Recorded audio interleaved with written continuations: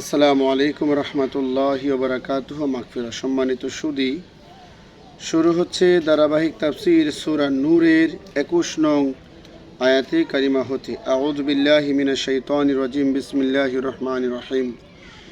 ইয়া আইয়ুহাল্লাযীনা আমানু লা তাত্তাবি'উ খুতুওয়াতিশ শাইতান ওয়া মান ইয়াত্তাবি' খুতুওয়াতিশ শাইতানি ফাইন্নাহু ইয়া'মুরু বিল ফাহশাই ওয়াল মুনকার ولولا فضل الله عليكم ورحمته ما زكى منكم من أحد أبدا ولكن الله يزكي من يشاء والله سميع عليم। হে ঈমানদারগণ, তোমরা শয়তানের পিছু হেঁটো না। যেই শয়তানের পিছু হাঁটবে, যে ব্যক্তি শয়তানের পিছে পিছে হাঁটবে, নিশ্চয়ই শয়তান অশ্লীল এবং মন্দ কাজের প্রতি আদেশ দেয়। অর্থাৎ যে ব্যক্তি শয়তানের পিছে পিছে হাঁটবে, শয়তানকে বন্ধু বানাবে, তো শয়তানের কাজ তো অশ্লীল কাজের আদেশ দেয়া, নাপাক কাজের আদেশ দেয়া, মন্দ কাজের আদেশ দেয়া। তোমরা যদি শয়তানের পিছু হাঁটো, শয়তানকে মান্য করো, তোমরাও অশ্লীল কাজ করবে, মন্দ কাজ করবে। সর্বপ্রথম শয়তানি করা হয়েছে অশ্লীল কাজ দিয়া। জান্নাতের ভিতরে আদম ও হাওয়া আলাইহিস সালাম দুইজনের গায়ের পোশাক খসে গিয়েছিল শয়তানের ধোঁকায় প্রতারিত হওয়ার পর। যদি আল্লাহর অনুগ্রহ এবং দয়া তোমাদের প্রতি না থাকতো, তোমরা কেউ কখনোই পবিত্র থাকতে পারতে না। আল্লাহ তাআলার অনুগ্রহ আর দয়া যদি না থাকতো, আমরা মোটামুটি শয়তানের সাথে মিশ্রিত হয়ে যাই, আমরা পবিত্র থাকতে পারতাম না। আল্লাহ তাআলা যাকে ইচ্ছা তাকে পবিত্র করেন। আল্লাহ তাআলা সর্বশ্রোতা, মহাজ্ঞানী। আল্লাহ তাআলা যাকে ইচ্ছা পবিত্র করেন, পবিত্র রাখেন। আর আল্লাহ তাআলা হচ্ছে সর্বশ্রোতা, সব কিছু শোনেন, মহাজ্ঞানী, সর্বজ্ঞানী, সর্ব অবস্থায় আল্লাহ তাআলা সব কিছু জানেন। ওয়ালা ইয়াতালি উলুল ফাদলি মিনকুম ওয়াসআতি আই ইউতু উলিল কুরবা ওয়াল মাসাকিন ওয়াল মুহাজিরিন ফি সাবিলিল্লাহ ওয়ালিয়াফু ওয়ালিয়াসফাহু আলা তুহিব্বুনা আন ইয়াগফিরাল্লাহু লাকুম ওয়াল্লাহু গফুরুর রহিম। তোমাদের মধ্যে যারা ধন সম্পদ এবং প্রাচুর্যের অধিকারী, তারা যেন নিকটতম আত্মীয়, অভাবগ্রস্ত এবং আল্লাহর পথে জিহাদকারীগণকে কিছু না দেয়ার প্রতিজ্ঞা না করে। তারা যেন ক্ষমা করে এবং তাদের দুষ্কৃতি মার্জনা করে। তোমরা কি ভালোবাসো না যে আল্লাহ তোমাদেরকে ক্ষমা করে দিবেন এবং আল্লাহ তাআলা তো পরম ক্ষমাশীল, দয়াবান। আয়াতটি আবু বকর সিদ্দিক রাদিয়াল্লাহু তাআলা আনহুর শানে অবতীর্ণ হয়েছে। আবু বকর সিদ্দিক মেশতা বিন আসাসাকে, যিনি দরিদ্র সাহাবী ছিলেন, বদরি সাহাবী ছিলেন, আয়েশা সিদ্দিকার বিরুদ্ধে তিনি অপবাদ প্রচারে অংশগ্রহণ করেছিলেন। আবু বকর সিদ্দিক তার প্রতি অনুদান বন্ধ করে দেয়ার ঘোষণা দিয়েছিলেন। আল্লাহ তাআলা উক্ত ঘোষণা প্রত্যাহার করার জন্য আবু বকর সিদ্দিককে আদেশ দান করেছিলেন।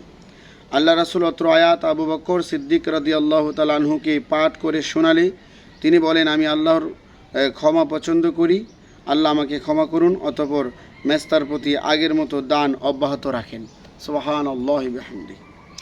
ইন্নাল্লাযীনা ইয়ারমুনাল মুহসানাতিল গাফিলাতিল মুমিনাতি লুইনু ফিদ দুনিয়া ওয়াল আখিরাহ ওয়া লাহুম আযাবুন আযীম।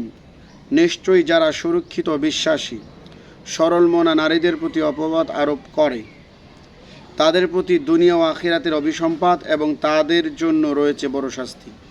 যারা সরল মনা নারীদের উপর অভিযোগ করে, চরিত্রের মধ্যে কালিমা লেপন করে, যদি বিষয়টা সত্য না হয়, তারা চিরস্থায়ীভাবে লানত প্রাপ্ত হবে। এদেরকে আল্লাহ কখনোই ক্ষমা করবেন না। ওয়ালাহুম আযাবুন আলিম, তাদের জন্য রয়েছে বড় শাস্তি, কঠিন শাস্তি। সরলমনা নারীদের প্রতি অপবাদ আরোপের শাস্তি। অত্র আয়াতে সংরক্ষিত সরলমনা ঈমানদার বলতে রাসূল সাল্লাল্লাহু আলাইহি ওয়াসাল্লামের স্ত্রী আয়েশা সিদ্দিকা রাদিয়াল্লাহু তাআলা আনহুকে বোঝানো হয়েছে এবং অপবাদ দানকারীরা হচ্ছে আব্দুল্লাহ বিন উবাই, হাসান ইবনে সাবেত ও হামনা বিনতে জাহাশ, মিস্তা বিন আসাসা। এদের মধ্যে আব্দুল্লাহ ইবনে উবাই ছাড়া সকলেই তওবা করেছেন এবং তাদের তওবা আল্লাহ তাআলা কবুল করেছেন, এবং যারা তওবা করেনি তাদের প্রতি অভিসম্পাত অব্যাহত রয়েছে, অর্থাৎ আব্দুল্লাহ ইবনে উবাইয়ের প্রতি অভিসম্পাত রয়েছে। قل يا عبادي الذين أسرفوا على أنفسهم لا تقنطوا من رحمة الله إن الله يغفر الذنوب جميعا إنه هو الغفور الرحيم। হে রাসূল, আপনি বলুন, হে আমার প্রিয় হাবিব লবিব হযরত মুহাম্মদ সাল্লাল্লাহু আলাইহি সাল্লাম, আপনি বলুন আপনার উম্মতদেরকে, হে আমার বান্দাগণ, তোমরা যারা নিজেদের উপর অত্যাচার করেছ, তোমরা আল্লাহর রহমত হতে নিরাশ হইও না। নিশ্চয়ই আল্লাহ তাআলা তোমাদের সমস্ত গুনাহ মাফ করে দিবেন। উল্লেখিত তিনজনের তওবা কবুল হওয়ার প্রমাণ অত্র সূরার 22 নং আয়াতে অংশ, আলা তুহিব্বুনা ইয়াগফিরাল্লাহু লাকুম আল্লাহু গফুরুর রহিম। তোমরা কি পছন্দ করো না যে আল্লাহ তোমাদেরকে ক্ষমা করে দিবেন? সুবহানাল্লাহ। 24 নম্বর আয়াতে আল্লাহ তাআলা বলেন, ইয়াউমা তাশহাদু আলাইহিম আলসিনাতুহুম ওয়া আইদিহিম ওয়া আরজুলুহুম বিমা কানু ইয়ামালুন। সেই দিন তাদের বিরুদ্ধে তাদের জিহবা মানে মানুষের জিহ্বা সাক্ষী দেবে, তাদের হাত সাক্ষী দেবে, তাদের পা তাদের কৃতকর্মের সম্বন্ধে সাক্ষী দান করবে। কিয়ামতের দিন, বিচারের দিন, মানুষের জিহ্বা এবং হাত, পা, গায়ের স্কিন, চামড়া সবগুলো মানুষের পক্ষে এবং বিরুদ্ধে সাক্ষী দেবে। ইয়াউমাইযি ইউফিহিমুল্লাহু দীনাহুমুল হাক্ক ইয়ালামুনা আন্নাল্লাহা হুয়াল হাক্কুল মুবিন। সেই দিন আল্লাহ তাআলা পুরোপুরিভাবে তাদের প্রকৃত প্রতিদান প্রদান করবেন এবং তারা জেনে নেবে যে নিশ্চয় আল্লাহ তাআলা সত্য প্রকাশকারী। কিয়ামতের ময়দানে আল্লাহ রাব্বুল আলামিন সকলকে পুরোপুরি প্রতিদান দান করবে ভালো এবং মন্দের। আল খাবিসাতু লিল খাবিসিনা ওয়াল খাবিসুনা লিল খাবিসাত ওয়াত তাইয়্যিবাতু লিত তাইয়্যিবিনা ওয়াত তাইয়্যিবুনা লিত তাইয়্যিবাত উলাইকা মুবাররাউনা মিম্মা ইয়াকুলুন লাহুম মাগফিরাতুন ওয়া রিজকুন কারীম। চরিত্রহীন নারীরা চরিত্রহীন পুরুষের জন্য এবং চরিত্রহীন পুরুষরা চরিত্রহীন নারীদের জন্য, চরিত্রবান নারীরা চরিত্রবান পুরুষদের জন্য এবং চরিত্রবান পুরুষরা চরিত্রবান নারীদের জন্য। মানুষদের অপবাদ হতে এরা পবিত্র, এদের জন্য রয়েছে ক্ষমা ও সম্মানজনক জীবিকা। আয়েশা সিদ্দিকা রাদিয়াল্লাহু তাআলা আনহার বৈশিষ্ট্য: 1. জিব্রাইল আমিন একটি রেশমি কাপড়ের টুকরায় আয়েশা সিদ্দিকার ছবি আল্লাহ রাসূল সাল্লাল্লাহু আলাইহি সাল্লামকে দেখিয়ে বলেছিলেন, ইনি আপনার স্ত্রী হবেন। সুবহানাল্লাহ। 2. আয়েশা সিদ্দিকা রাদিয়াল্লাহু তাআলা আনহা সারা অন্য কোনো কুমারীকে রাসূল সাল্লাল্লাহু আলাইহি সাল্লাম বিয়ে করেননি। 3. রাসূল সাল্লাল্লাহু আলাইহি সাল্লাম তার কোলে মাথা রেখে ইন্তেকাল করেন। 4. রাসূল সাল্লাল্লাহু আলাইহি সাল্লামকে তার ঘরেই দাফন করে দেওয়া হয়। 5. আয়েশা সিদ্দিকার লেপের মধ্যে শয়ন অবস্থায় রাসূল সাল্লাল্লাহু আলাইহি সাল্লামের প্রতি ওহী নাজিল হতো। 6. তিনি রাসূল সাল্লাল্লাহু আলাইহি সাল্লামের খলিফা আবু বকর সিদ্দিক রাদিয়াল্লাহু আনহুর কন্যা। 7. কোরআনের আয়াত অবতীর্ণ করে আয়েশা সিদ্দিকার পবিত্রতা ঘোষণা করা হয়। সুবহানাল্লাহ। এই 7টি মর্যাদা আয়েশা সিদ্দিকা রাদিয়াল্লাহু তাআলা আনহার পবিত্রতা নারী, তার স্বামী পবিত্র মুহাম্মদ সাল্লাল্লাহু আলাইহি সাল্লাম আয়েশা সিদ্দিকা রাদিয়াল্লাহু তাআলা আনহার যে বৈশিষ্ট্যের অধিকারী ছিলেন, পৃথিবীর অন্য কোনো নারী সেই বৈশিষ্ট্যের অধিকারী ছিলেন না। আম্মাজান আয়েশা রাদিয়াল্লাহু আনহার 7টি বৈশিষ্ট্য এখানে তুলে ধরা হয়েছে। এরপরে আল্লাহ তাআলা বলেন, ইয়া আইয়ুহাল্লাযীনা আমানু লা তাদখুলু বুয়ুতান গায়রা বুয়ুতিকুম হাত্তা তাস্তানিসু ওয়া তুসাল্লিমু আলা আহলিহা যালিকুম খায়রুল লাকুম লাআল্লাকুম তাযাক্কারুন। হে ঈমানদারগণ, তোমরা নিজ গৃহ ছাড়া অন্য ঘরবাসীদের অনুমতি না নিয়ে অথবা সালাম না দিয়ে প্রবেশ করবে না।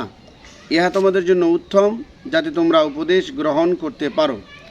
অর্থাৎ আমি যখন কারো ঘরে ঢুকব, কোনো ঘরের মানুষদেরকে সালাম না দিয়ে অথবা তাদের অনুমতি না নিয়ে ওই ঘরে প্রবেশ করা জায়েজ নেই। সালাম নিতে হবে, 3 বার সালাম দিতে হবে। 3 বার সালামের মাধ্যমে যদি কোনো জবাব না আসে চলে যেতে হবে। ওই মালিকের হুকুম ছাড়া ভাবি কেমন আছেন, ভাবি বলবে ভাই বসেন, আপনার ভাই পরে আসবে, এরকম জায়েজ নয়। নবীজি বলেন, যদি কোনো নারী ঘরে থাকে একটু কর্কশ ভাষায় জবাব দেয়, আপনার ভাই ঘরে নাই, শেষ। মিষ্টিও করা যাবে না, অতিরিক্ত কর্কশও করা যাবে না। এমনভাবে কথা বলতে হবে যেন কর্কশ না বোঝায় এবং উক্ত ব্যক্তি যেন আকর্ষণও না হয়। এরপরে আল্লাহ তাআলা বলেন, ফাইল্লাম তাজিদু ফিহা হাদান ফালা তাদখুলুহা হাত্তা ইউযানা লাকুম ওয়া ইন কিলা লাকুম ইরজিউ ফারজিউ হুয়া আযকা লাকুম ওয়াল্লাহু বিমা তা'মালুনা আলিম। যদি তোমরা কাউকে ঘরে না পাও তাহলে তোমাদেরকে অনুমতি না দেয়া পর্যন্ত ওই ঘরে প্রবেশ করো না। যদি তোমাদেরকে বলা হয় ফিরে যাও তাহলে তোমরা ফিরে যাবে, ইহা তোমাদের জন্য পবিত্রতম। তোমাদের সমস্ত কর্ম সম্পর্কে আল্লাহ তাআলা অবহিত আছেন। অর্থাৎ যে ব্যাখ্যাটা আমি দিয়ে দিলাম আয়াতের মধ্যে ওই ব্যাখ্যাই রয়েছে, যদি অনুমতি না পাওয়া যায় ফিরে যেতে হবে, ইহাই আমাদের জন্য উত্তম। লাইসা আলাইকুম জুনাহুন আন তাদখুলু বুয়ুতান গায়রা মাসকুনাতিন ফিহা মাতাউন লাকুম আল্লাহু ইয়ালামু মা তুবদুনা ওয়া মা তাকতুমুন। এবং ঘরে তোমাদের প্রবেশ করতে কোনো অপরাধ নেই, যে ঘরে কেহ বসবাস করে না, খালি ঘর, যেথায় তোমাদের কাছে তোমাদের আছে ব্যবসার সামগ্রী, তোমরা যা প্রকাশ করো এবং যা গোপন করো আল্লাহ সব জানেন। তোমাদের যেই ঘরে ব্যবসার সামগ্রী আছে, কোনো মানুষ থাকে না, ওখানে ঢোকার সময় কারো প্রবেশপত্র লাগবে না। এরপরে আল্লাহ তাআলা বলেন, কুল্লিল মুমিনিনা ইয়াগুদ্দু মিন আবসারিহিম ওয়া ইয়াহফাযু ফুরুজাহুম যালিকা আযকা লাহুম ইন্নাল্লাহা খাবীরুম বিমা ইয়াসনাউন।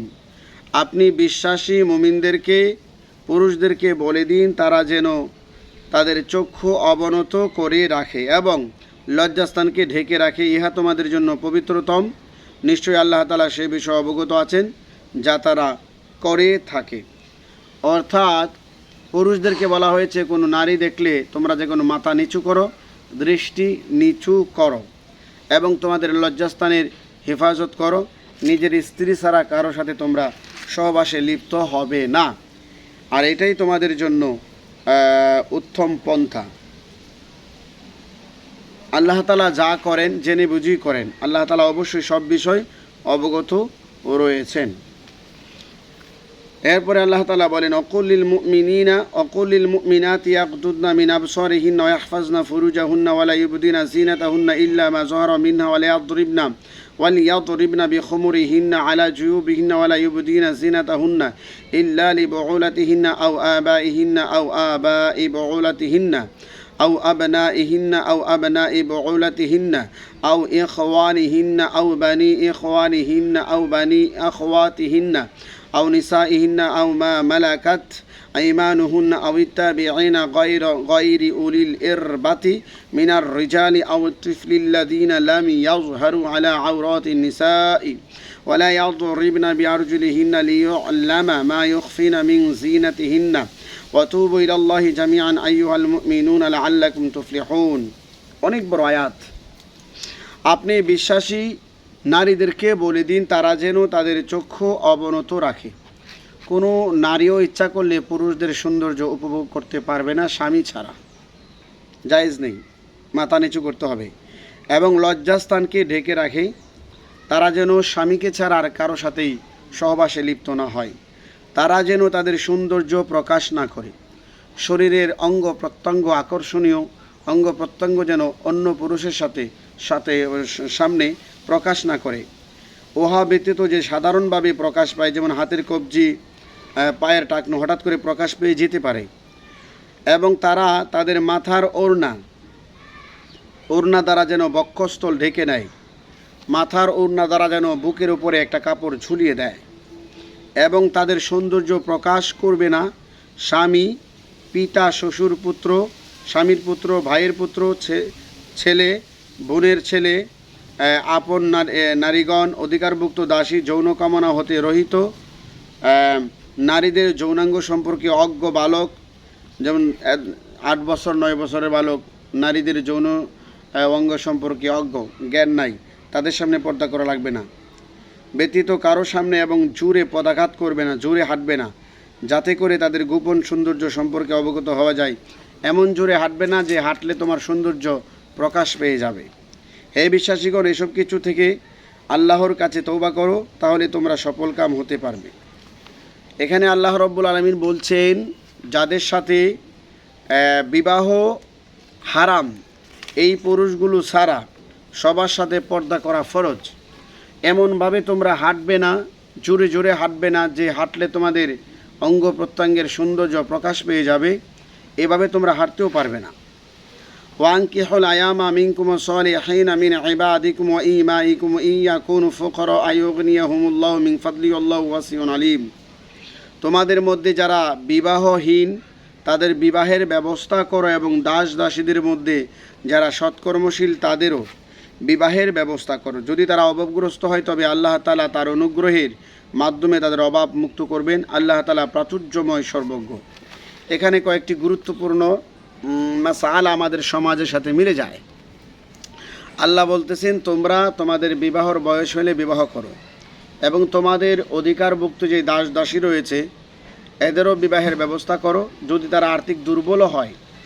আল্লাহ রব্বুল আলামিন বিবাহের মাধ্যমে তাদের রিজিকের বৃদ্ধির ব্যবস্থা করবেন, রিজিকের ফয়সালা আল্লাহ তাআলা করবেন। জেনার মতো গুনাহ থেকে বেঁচে থেকে বিবাহ করা অতি উত্তম। জেনার গুনাহ আল্লাহ তাআলা ক্ষমা করবেন না, তাওবা ব্যতীত। কিন্তু যদি বিবাহ করে, এই বিবাহের মাধ্যমে আল্লাহ তাআলা রিজিকের ব্যবস্থা করে দেবেন। সুবহানাল্লাহ। তাই বলবো, উপযুক্ত ছেলে মেয়ে ছেলেদের 25 বছর হয়ে গেলে আর আর্থিকের চিন্তা না করে বিবাহ করিয়ে দেন, নাইলে শারীরিক অসুস্থ, মানসিক অসুস্থতা এবং বিভিন্ন ধরনের জেনা, ব্যভিচার, অশ্লীল মুভি, অশ্লীল নাটক, সিনেমায় এই যুবক লিপ্ত হয়ে যাবে, তখন গুনার মধ্যে জড়িত হয়ে যাবে। আল্লাহ রব্বুল আলামিন বিস্তারিতভাবে কোরআনুল কারিমে আমাদেরকে বুঝিয়েছেন। এরপরে আল্লাহ তাআলা বলেন, ওয়ালিস্তাফিফিল্লাযীনা লা ইয়াজিদুনা নিকাহান হাত্তা ইউগনিয়াহুমুল্লাহু মিন ফাদলি ওয়াল্লাযীনা ইয়াবতাগুনাল কিতাবা মিম্মা মালাকাত আইমানুকুম ফাকাতিবুহুম ইন আলিমতুম ফীহিম খায়রা ওয়া আতুহুম মিম্মা লিল্লাহিল্লাযী আতাকুম ওয়া লা তুকরিহু ফাতায়াতিকুম আলাল বিগাই ইন ইরতাবতুম বিগাই ইন আরাদনা তাহাসসুনান লিতাবতাগু আরাদাল হায়াতিদ দুনিয়া ওয়া মান ইউকরিহুন্না ফাইন্নাল্লাহা মিন বাদি ইকরাহিহিন্না গফুরুর রহিম। যারা বিবাহের সামর্থ্য রাখে না তারা যেন নিজেদেরকে পবিত্র রাখে যতক্ষণ না আল্লাহ তাআলা তার নিজ অনুগ্রহে তাদেরকে অভাব মুক্ত করেন। অর্থাৎ যাদের একেবারেই আর্থিক দুর্বল, একবেলা খাওয়ানোর সুবিধা নাই, এরা যেন আর্থিক সচ্ছলতা আসা পর্যন্ত অপেক্ষা করে, আল্লাহ তাআলার দয়া আসা পর্যন্ত অপেক্ষা করে। এবং তোমাদের দাস দাসীদের মধ্য হতে যারা মুক্তির জন্য লিখিত চুক্তিতে আবদ্ধ হতে চায় তাদের মাঝে কল্যাণ দেখতে পেলে তোমরা তাদের উদ্দেশ্যে লিখিত চুক্তি সম্পাদন করে দাও। তোমাদের যে দাস দাসী আছে এরা যদি মুক্তিপণের মাধ্যমে মুক্তি চায় তাহলে চুক্তি করো, যদি কল্যাণ পাওয়া যায়, দাস জীবন থেকে মুক্ত হয়ে ভালো হয়ে যাবে, তাহলে তোমরা চুক্তি করে দাও। এবং তোমাদেরকে আল্লাহ তাআলা যে সম্পদ দিয়েছেন তা হতে তাদেরকে দান করো, দাস দাসীদেরকে দান করো। এবং দুনিয়ার ধন সম্পদ অর্জনের উদ্দেশ্যে তোমরা তোমাদের দাস দাসীদেরকে জেনায় লিপ্ত হতে বাধ্য করো না। দুনিয়ার ধন সম্পদের জন্য এদেরকে জেনায় লিপ্তে বাধ্য করো না। অর্থাৎ তোমাদেরকে টাকা দিলাম, আমার সাথে জেনায় লিপ্ত হও, অথবা তোমার টাকা দিলাম তুমি অন্য জায়গায় জেনা করো, অথবা তোমার বয়স হয়েছে তোমাকে বিবাহ করাবো না, গোপনে জেনা করবে, এটা যেন লিপ্ত না করা হয়। যখন তারা নিজেদেরকে সংরক্ষণ করতে চায়, যদি কোনো দাস নিজেকে পবিত্র রাখতে চায় তাকে জোর করা যাবে না। এবং যারা তাদেরকে বাধ্য করবে নিশ্চয়ই আল্লাহ তাআলা তাদেরকে জোরপূর্বক বাধ্য করার পর ক্ষমাশীল দয়ালু। জোরপূর্বক বাধ্য করার পর ক্ষমাশীল দয়ালু। এদেরকে জোরপূর্বক বাধ্য করা যাবে না, তাহলে আল্লাহ তাআলা তাদেরকে শাস্তি দিবেন। আর ভুল করার পর ক্ষমা চাইলে আল্লাহ তাআলা ক্ষমা করে দিবেন। এরপরে আল্লাহ রব্বুল আলামিন কত সুন্দর করে বলছেন, ওয়াল্লাযীনা ইয়াবতাগুনাল কিতাবা মিম্মা মালাকাত আইমানুকুম ফাকাতিবুহুম ইন আলিমতুম ফীহিম খায়রা। দাস দাসীদের মধ্যে যারা মালিকের নিকট হতে অর্থের বিনিময়ে মুক্তির জন্য লিখিত চুক্তি সম্পাদন করতে চায়, মালিকেরা যেন তাদের মুক্তির জন্য লিখিত চুক্তি সম্পাদন করে দেয়, যদি মালিকরা তাদের মধ্যে কল্যাণ উপলব্ধি করে যে লোকটা ভালো হয়ে যাবে, খারাপ থাকবে না। ওয়ালাকাদ আনজালনা ইলাইকুম আয়াতিন বাইয়িনাতিন ওয়া মাসালাম মিনাল্লাযীনা খালাউ মিন ক্বাবলিকুম ওয়া মাউইযাতাল লিল মুত্তাকিন। নিশ্চয় আমি তোমাদের প্রতি উজ্জ্বল আয়াত সমূহ অবতীর্ণ করেছি এবং তোমাদের পূর্ববর্তীদের দৃষ্টান্ত এবং মুত্তাকিদের জন্য নসিহত অবতীর্ণ করেছি। আল্লাহ তাআলা বলেন, তোমাদের কাছে আমি কোরআনুল কারীমের আয়াত নাজিল করেছি উজ্জ্বল প্রমাণ হিসাবে, পূর্ববর্তীদের কিতাবের দৃষ্টান্ত নাজিল করেছি উজ্জ্বল প্রমাণ হিসাবে, যেন তোমরা বুঝতে পারো এটা আসমানি কিতাব, সাধারণ মানুষের লিখিত কিতাব নয়। সাধারণ মানুষের লিখিত কিতাবের মধ্যে বিভিন্ন প্রকারের ভুল ভ্রান্তি থাকতে পারে, কিন্তু আল্লাহ তাআলা যেই কিতাব নাজিল করেছেন এর মধ্যে বিন্দুমাত্র ভুলের আশঙ্কা থাকতে পারে না। আল্লাহ রাব্বুল আলামিন এই আয়াতগুলোর শিক্ষা আমাদের বাস্তব জীবনে বাস্তবায়ন করার তৌফিক দান করুক। পরবর্তীতে তাফসীর করা হবে সূরা নূরের 35 নং আয়াতে কারিমা হতে। আজকের জন্য সমাপ্ত। আসসালামু আলাইকুম ওয়া রাহমাতুল্লাহ।